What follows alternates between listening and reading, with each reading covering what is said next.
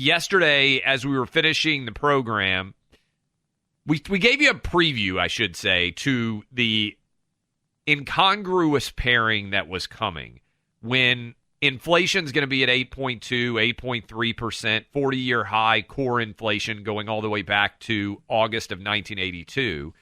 And the Democrat response to that is a January 6th hearing, nearly 2 years after January 6th. Then also, Buck, they subpoenaed Donald Trump to try to force him down the line to come testify in front of their committee, which is soon to be a lame duck committee, because Democrats are going to lose control of the House, we believe, in about, 24 days now, essentially, 25 days when we actually get to the midterms on November 8th. So they might have a lame duck session, but without a lot of power.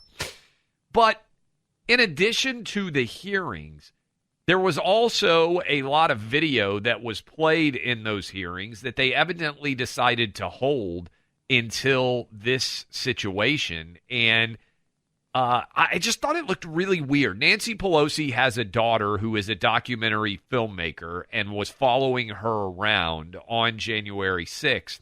And here is one cut from Nancy Pelosi saying, I hope he comes to the Capitol. I'm going to punch him out. I hope he comes. I'm going to punch him out. This is my moment. I would pay to see I've that. been waiting for this, for trespassing on the Capitol grounds. I'm going to punch him out, and I'm going to go to jail, and I'm going to be happy.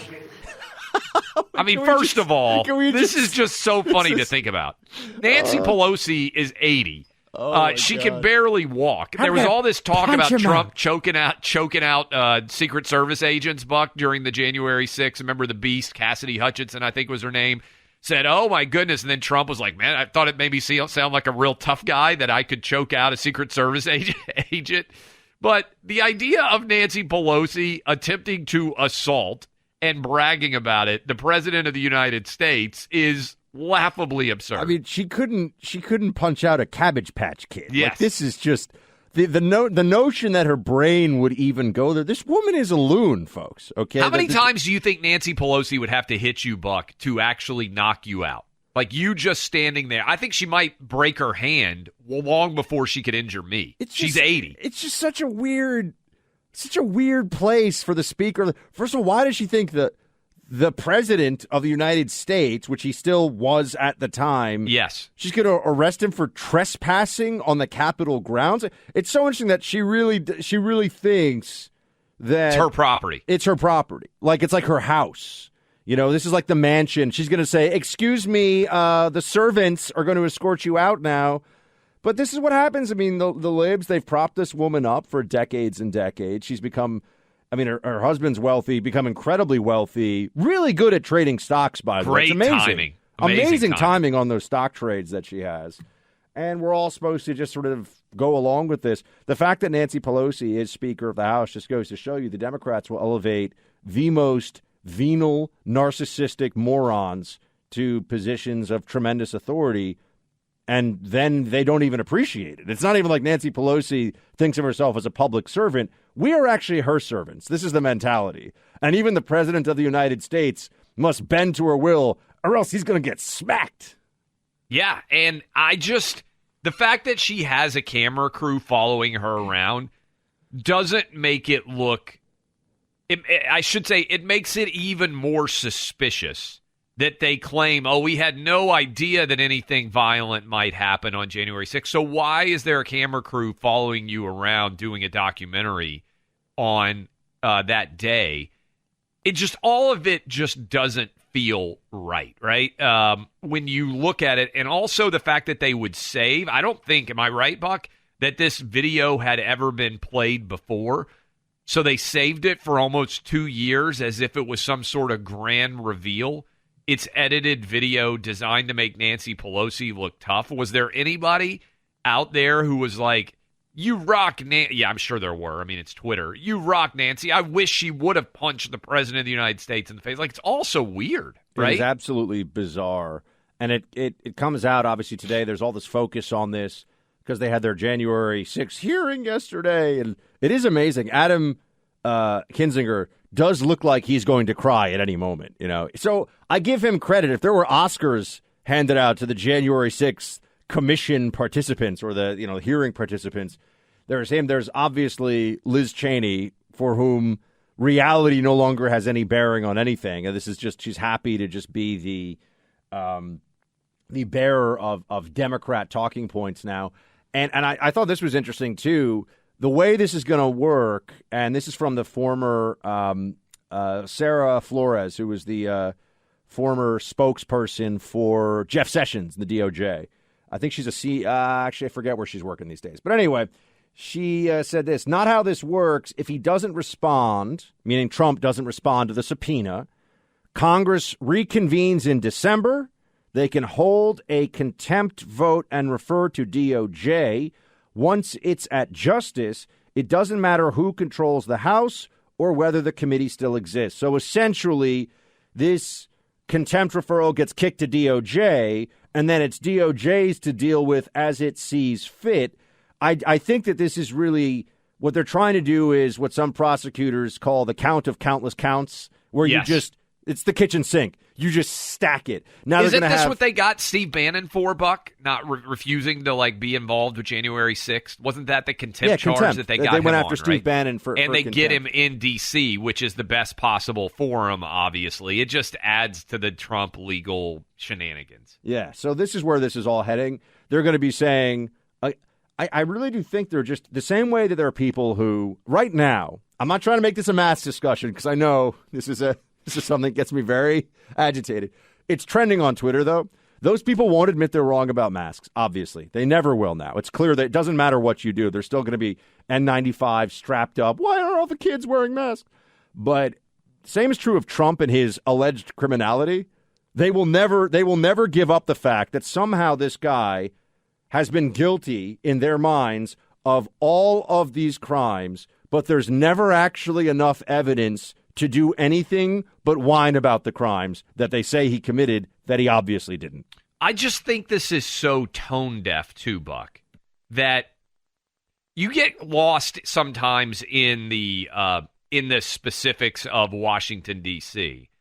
But what do you think the average person out there who is struggling to pay their grocery bills, who is dealing with record high inflation in their lives, is thinking right now?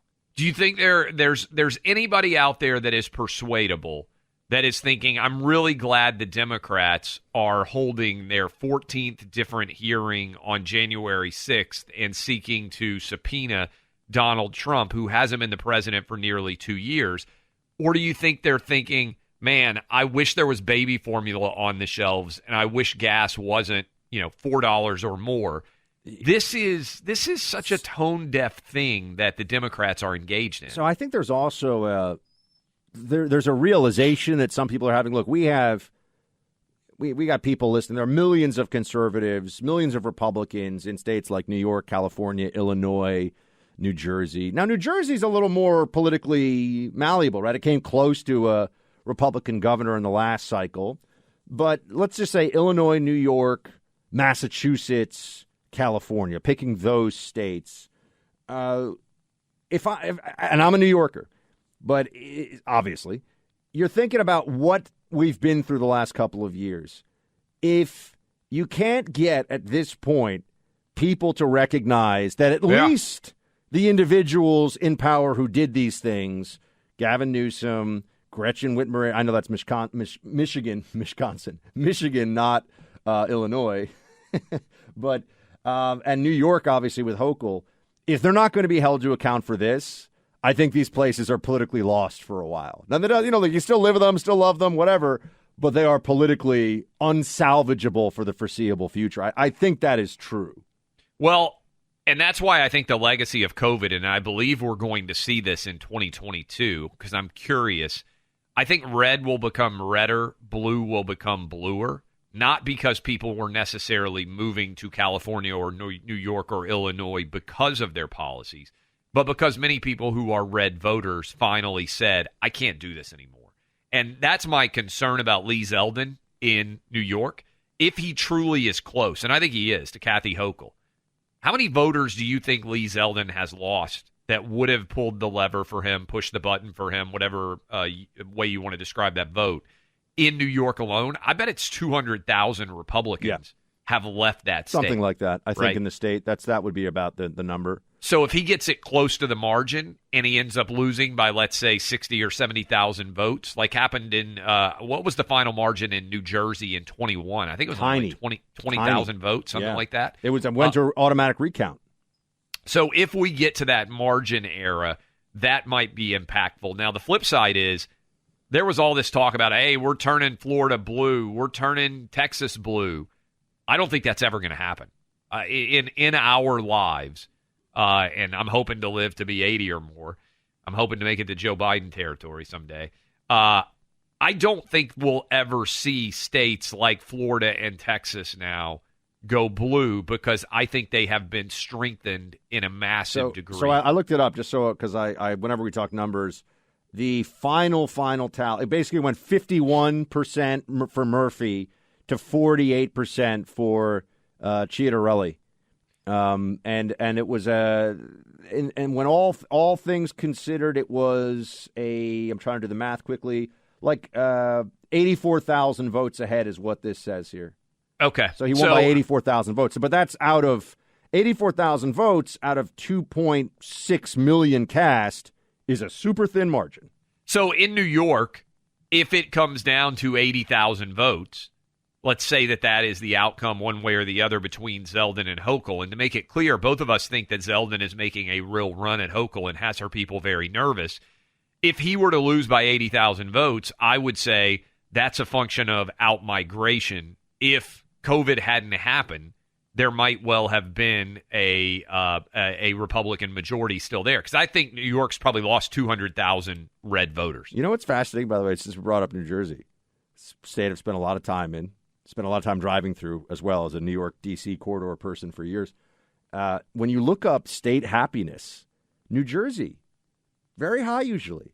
You know, I don't believe people that. give Jersey, some people in other parts of the country give Jersey a rough time because of the 10 miles you're driving through if you're coming into New York City. But it's as a state, the Garden State actually has very high satisfaction and people actually love it there. They really do. There are nice places in New Jersey, I will acknowledge. Yeah. But it seems like everybody leaves New Jersey to go somewhere else. Or you use it as a conduit. No. See, this is what I'm telling you. I'm telling you, the New Jersey residents, like, you don't understand, man. New Jersey's is a jewel. You just have to get away from I-95 and the New Jersey factories Turnpike. Yes, correct, exactly.